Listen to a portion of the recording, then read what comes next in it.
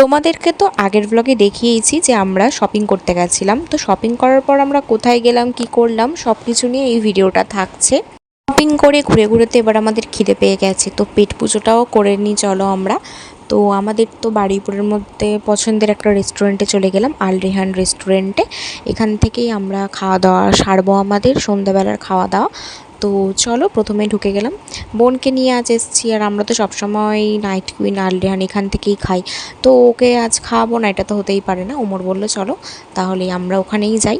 তো এখানে দেখো আমার বোনের কাণ্ড কারখানা দেখে তো ওর জিজুর মাথায় হাত পড়ে গেছে। তো এরপর আমরা অর্ডার করেছিলাম চিকেন চাউমিন আর চিকেন ফিঙ্গার। তো চলো খাওয়া যাক। এখানে তো প্রতিবারের মতোই খাবারগুলো ভালোই ছিল।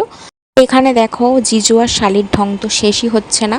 তো এর মধ্যে তো আমাদের খিদেও পেয়ে গেছে। তো এখানে দেখো ওমর আমাদেরকে সার্ভ করে দিচ্ছিল। তো চটপট করে আমরা খেয়েও নিলাম, আর এরপর তো আমরা কিছু ছবি ভিডিওস তুলে নিচ্ছিলাম।